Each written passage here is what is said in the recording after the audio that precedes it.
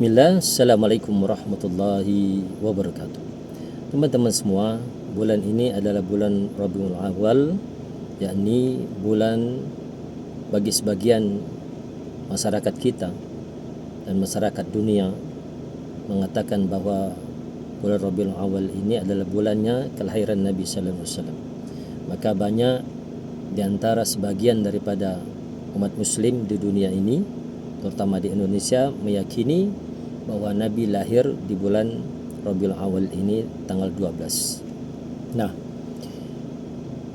ada yang unik di Indonesia ini khususnya. Banyak yang membid'ahkan, banyak yang melarang merayakan Maulid Nabi sallallahu alaihi wasallam, dan banyak juga yang pro. Pro artinya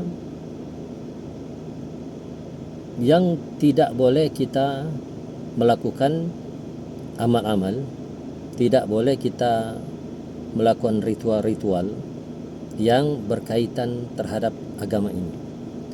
Karena dengan alasan bahawa agama ini adalah telah sempurna, sebagaimana Allah SWT mengatakan ketika Nabi sallallahu alaihi wasallam haji wada di Arafah, Allah mewahyukan kepada Nabi sallallahu alaihi wasallam, a'udzubillahi minasyaitonir rajim, al-yauma akmaltu lakum dinakum wa atmamtu 'alaikum ni'mati wa raditu lakum al-islam dinan. Dalam surat Al-Maidah ayat 3, bahawa kata Allah SWT, hari ini telah aku sempurnakan agamamu bagimu, telah aku cukupkan nikmatku bagimu, dan telah aku redai Islam ini sebagai agama bagimu.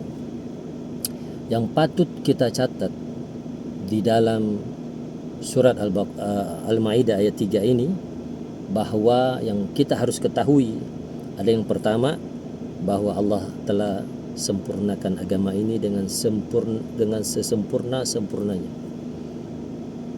Kecuali kata Umar bin Khattab, tidak ada yang sempurna kecuali akan mengurangi kelemahan-kelemahan, akan ada pengurangan di akhir-akhirnya nanti. Kemudian yang kedua, kata Allah SWT yang kita ambil dalam surat Al-Maidah ayat 3 ini adalah Allah SWT telah cukupkan agama ini dengan kenikmatan-kenikmatan yang luar biasa. Kemudian yang ketiga adalah agama ini telah Allah redai sebagai agama yang terakhir, yang kita meyakini bahawa agama ini adalah agama yang benar, ya, dan la ikraha fiddin, tidak ada pemaksaan terhadap agama ini.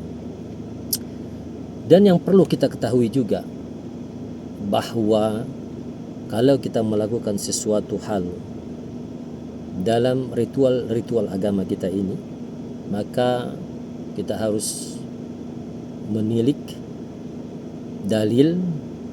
Dalam surat Al-Maidah ayat 31, Allah SWT berfirman, a'udzubillahi minasyaitonir rajim, qul in kuntum tuhibbunallah, ya, qul in kuntum tuhibbunallah fattabi'uni yuhibbukumullah wa yaghfir lakum dunubakum wallahu ghafurur rahim.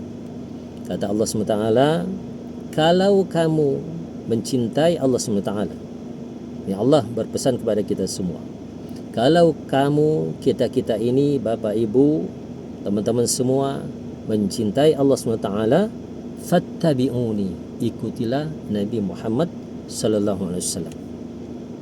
Kalau kita mengikuti Nabi sallallahu alaihi wasallam, apa ada dua konsekuensi yang kita dapatkan? Yuhibbukumullah wa yaghfir lakum dunubakum. Niscaya Allah akan mencintai kita dan Allah akan mengampuni dosa-dosa kita semua. Jadi terserah kita sebagai orang yang beriman, orang yang muslim, apakah kita akan melakukan Maulid Nabi sallallahu alaihi wasallam ini atau tidak, terserah kepada hati-hati kita. Kalau saya pribadi masih dalam posisi tengah-tengah. Artinya yang melakukan silakan, tidak melakukan juga silakan. Yang penting wa'tasimu bihablillah wala tafarraqu. Kita harus berpegang kepada tali Allah dan jangan cerai berai karena hal-hal yang menyangkut fikih ini. Teman-teman yang merayakan Maulid Nabi, silakan merayakan Maulid Nabi, tapi ingat kata Allah SWT dalam surat Al-Ahzab ayat 21, Allah mengatakan laqad kana lakum fi Rasulillah uswatun hasanah liman kana yarjullaha wal yawmal akhir wa dzakarallaha katsiran. Telah ada suri tauladan, telah ada contoh pada diri Nabi SAW, suri tauladan yang patut kita patuhi, yang patut kita contoh. Apa contoh dari Nabi SAW? Nabi tidak pernah meninggalkan solat. Nabi tidak pernah meninggalkan solat qobliyah subuh.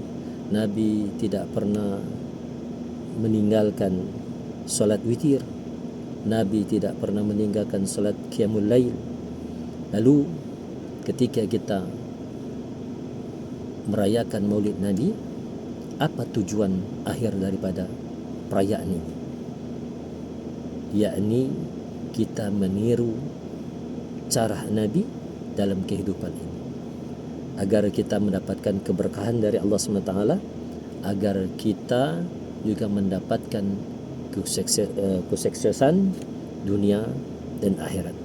Kembali, mudah-mudahan sedikit pelajaran ini menjadi penyadaran bagi diri kita sendiri, bagaimana kita menghadapi agama ini dengan bijaksana, bagaimana kita menghadapi agama ini dengan lebih wise lagi. Demikian teman-teman, Assalamualaikum warahmatullahi wabarakatuh.